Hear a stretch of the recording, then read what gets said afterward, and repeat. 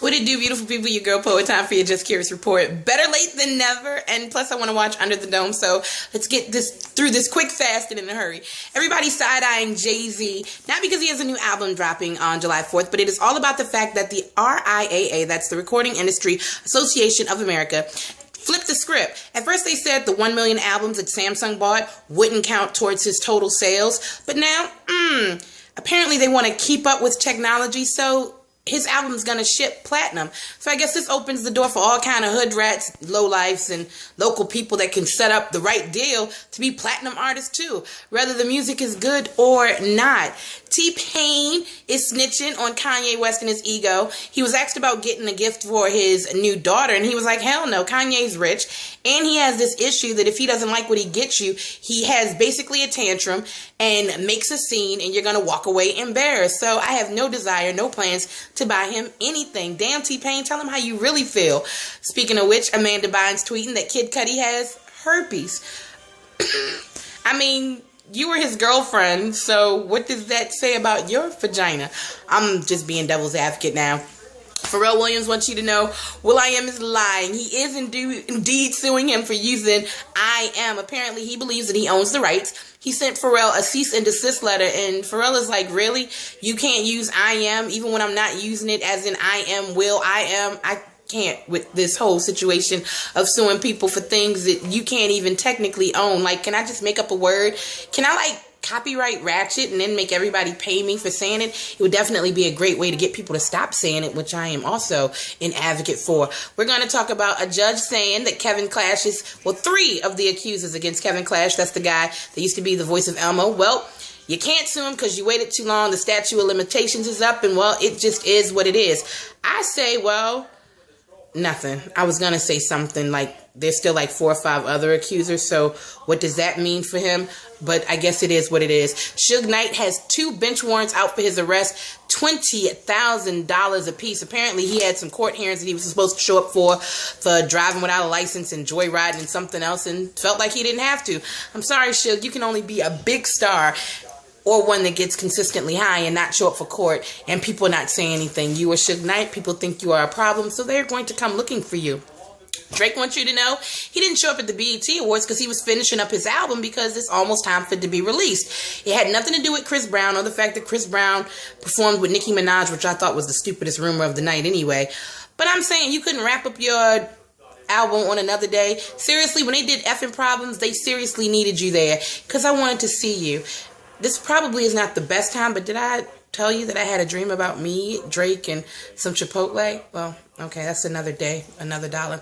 All right, Michael Vick's ex-mistress of 10 years is writing a tell-all book. It just seems so thirsty that after 10 years you want to write a book now that he's married and moved on. And then that you're talking about how he basically starved one of his birds to death because he was busy working. I just don't get it. What's the use of being somebody's mistress if you just go and bring out all of not only their business, but it also shows what kind of person you are too.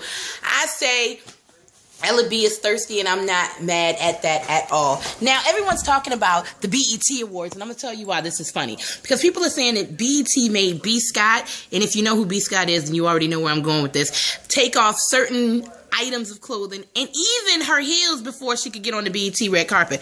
I say it was a bunch of lackluster people on the red carpet anyway. Speaking of which, what happened to all the hosts from BET?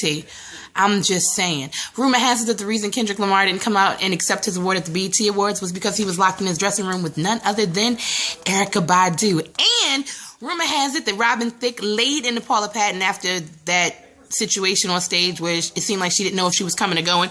People said she popped a Molly. Some people said she was drunk. People did all agree that she was very, very high, her and El DeBarge, which sucks because I really want El DeBarge to make a comeback, but it doesn't look like it's going to happen. It does seem like he hops out of rehab whenever there's an award show. Shout out to Charlie Wilson, who showed you what you can do if you treat your body and your vocal cords right.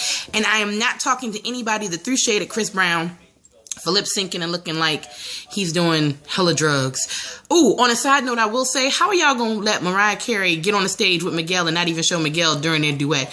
Not cool at all. So let's continue on with the other shenanigans of the day.